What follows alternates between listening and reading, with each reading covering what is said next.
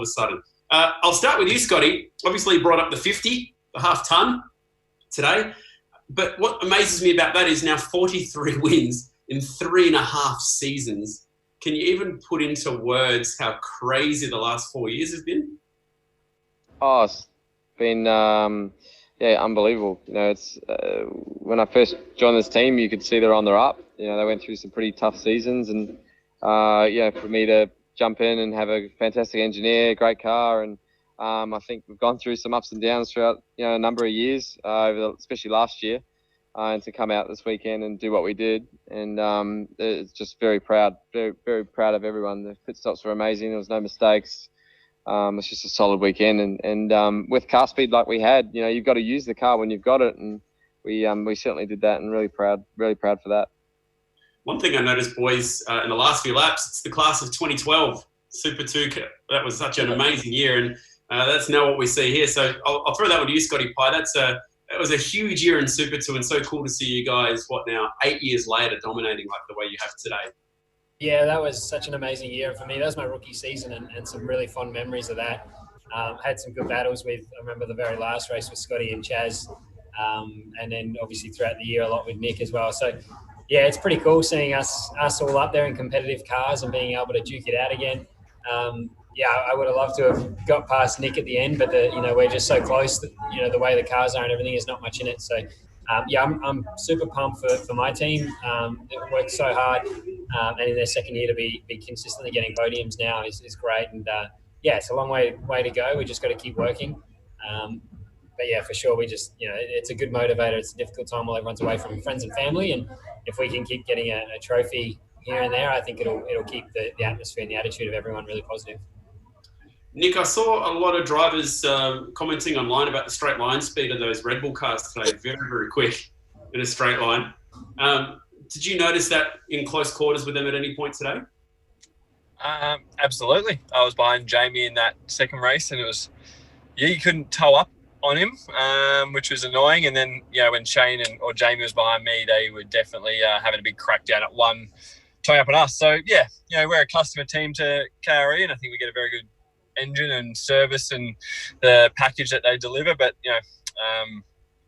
there might be a few things that we can do better with the panel gaps. There's a lot of things that, all the teams run different with rake and stuff like that in the car that affect straight line handling. So unless you have the same setup, and all that and rear wing angles, and there's so much that goes into it, you can't really pinpoint it on an engine. If you look at Hazelwood this weekend, we thought he had an engine issue, and we put another one in it, and it's not gone really any better. So there's so many other moving parts in the cars that you need to make sure are absolutely perfect. And I think that's why they're quick in a straight line, and it's the same reason why I think the Penske cars or their cars are really quick in a straight line too. So the two big teams do a very good job at the 1%ers. Okay, I'll get some questions from the journos. Let's get straight into it. Dan Herrero, Speed Cafe for Scotty McLaughlin. How do you manage the championship not knowing how many events could potentially be left in 2020? No, look, it's just same old.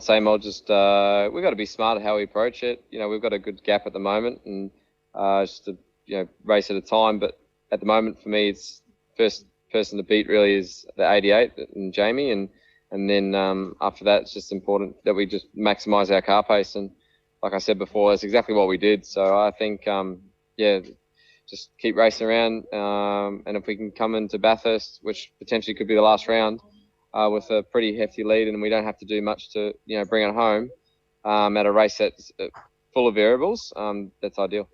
It's interesting, the last few seasons, the 97 has really been your adversary and the rival, but it has shifted a little bit to the 88 lately, hasn't it?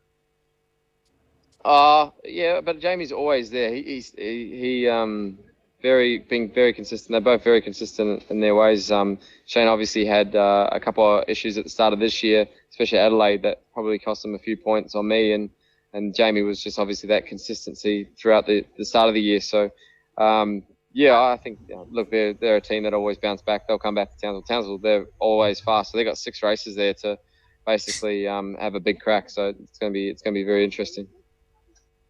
Scott Pye, I'll throw a couple of questions from Simon Chapman at Speed Cafe into one here for you. Big gains from the start of the year.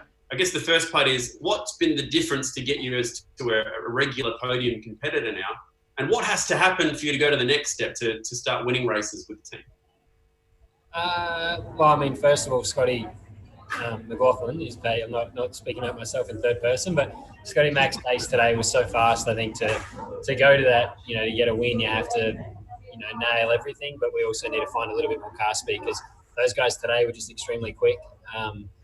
But I think our pace has improved steadily over the year. It's kind of been a little bit disrupted, and even yesterday with the clutch dramas we had, I kept saying I thought we had good race pace, but we haven't really had an opportunity to show it this weekend. We had a good opportunity today, and even last weekend we did. But myself and Phil, we've now done 2 weekends together. I've only had Phil for 2 weekends as my race engineer, so we're still learning each other. And for me, I think we're at round 5 now. So is that right? 5 events we've done. Yep. So for me, I feel like I'm starting to learn the car, and certainly in the race, this car likes to be sort of like manipulated quite a bit with the roll bars and things. So I'm finding a better balance and tuning it throughout the race a lot more than I'm used to with my old car.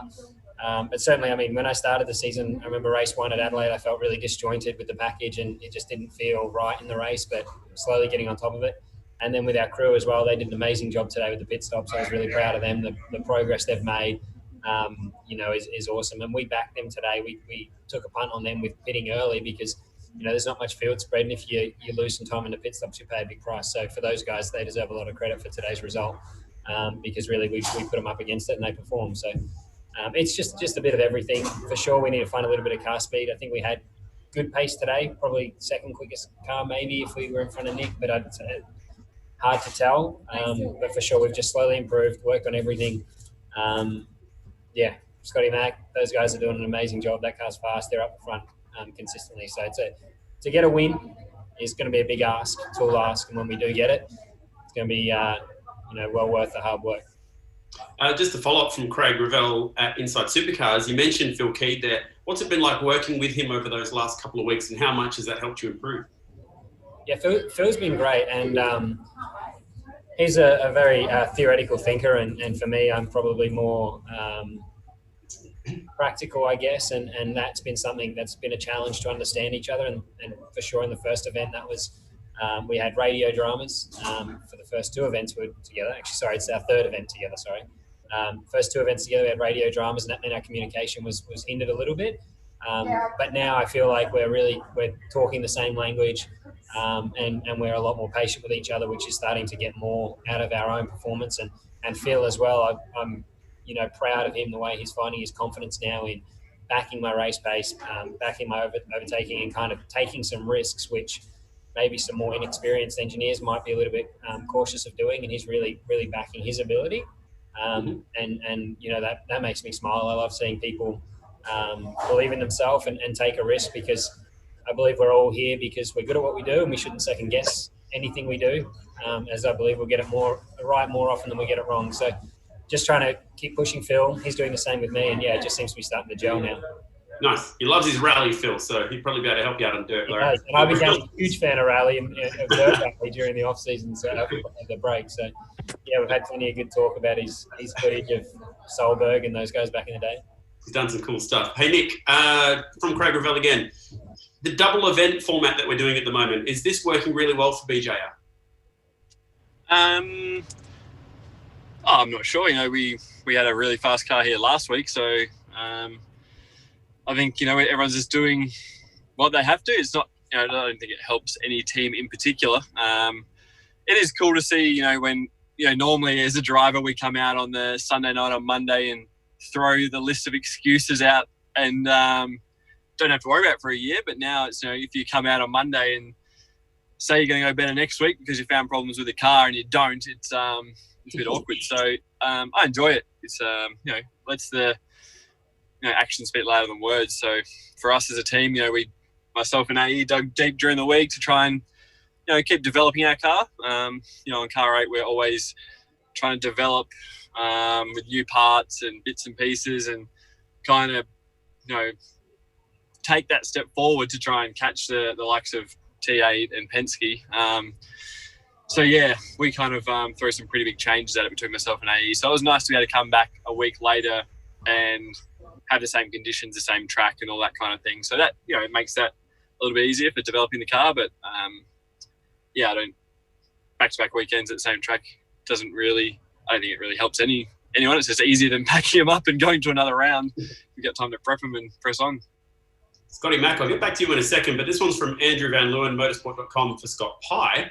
Are these podiums more satisfying than last week, given that we aren't running the same tyre strategy and, obviously going back with back-to-back setups? So does it feel any different getting podiums knowing that it wasn't the same tyre lottery as last week? Sorry, that's Scotty Pye, that one. Oh, talking about, yeah, okay. So for me, I've been, I guess, a believer of the tyre strategy we've been running here in Supercars. I think it's been a good thing, and for me, I can see the positives from the sport. I think the sport's done an amazing job in getting a platform for all of our brands to get publicity and those podiums. It's never easy to get one, and last week, we're seeing there's still only 3 people each race that can get a podium. So even last week, when people say that it doesn't count or anything like that, at the end of the day, Anton was still fast and he won that race, so that's a legitimate win in my eyes. And for me, I only got 1 podium last weekend from 3 races, and if it was so easy, we would have got more. So I think mixing the tyres up has been great. And then for us, to back it up, and I guess if there was anyone that needed to be silenced, then it probably proved that we had good pace, and that's why we got a podium last week. Yes, we played our cards right. A little bit of luck went our way. We had less people than we wanted on the soft tyre, and that's what made me come through the field like we did in that race. But again, we probably couldn't have done it if we didn't have the speed. But yeah, it's always tough. Our championship's so close.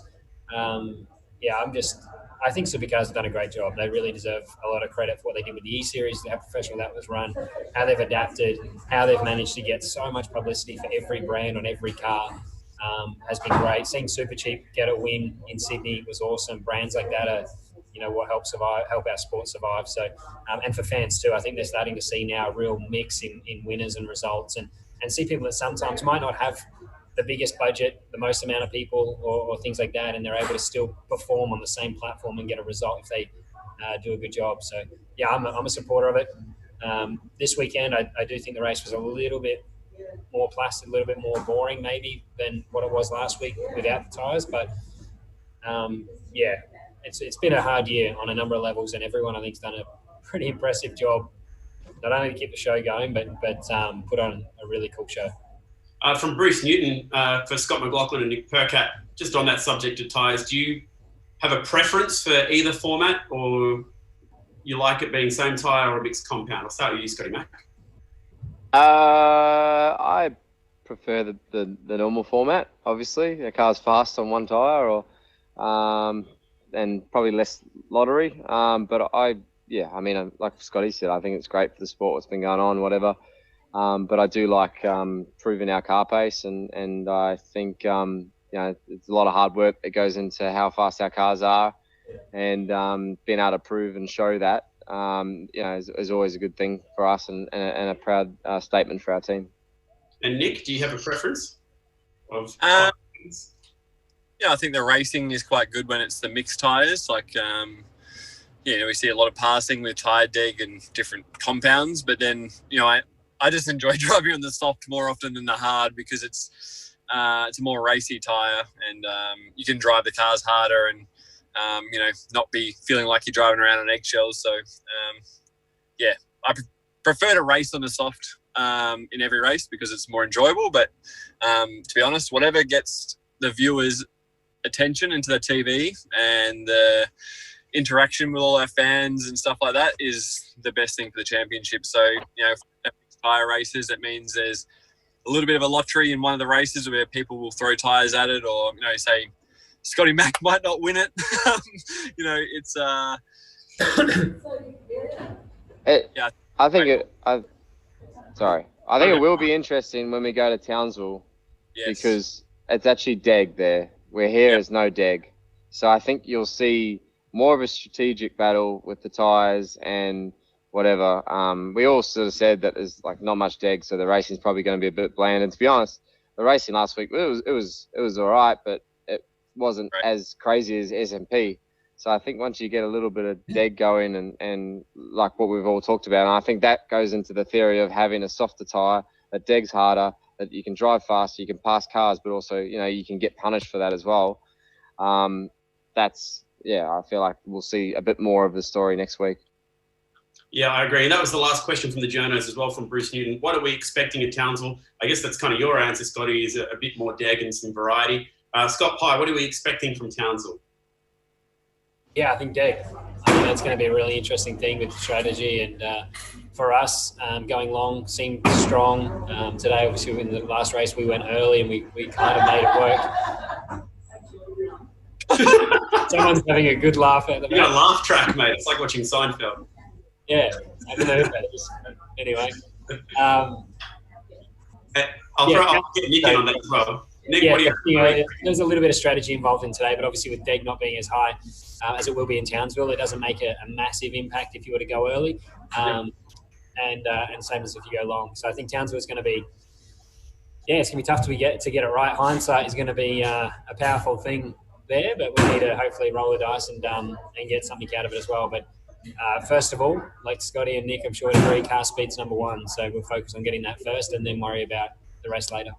Hey, Nick, just before I get to the Facebook questions, what's recovery going to be like for you guys after 2 big weekends in a hot place like Darwin? How do you physically recover from that in time for a race next week? Some apple juice. A beer. A beer. Yeah, for me, so like I've done a bit different to a few of them. I think Rick's the only other one. Like I've driven up from Melbourne, so I'll leave early in the morning to get to Townsville with Macca, my dog Nelson, my go-kart and bike. So I'm like a traveling little gypsy at the moment. So important. I still did ice bath after the race, get the right, get a few waters in at the track still, and then. Yeah, for me, I'll just be chilling in a car for 2 days, listening to Macca's karaoke. That's about it. But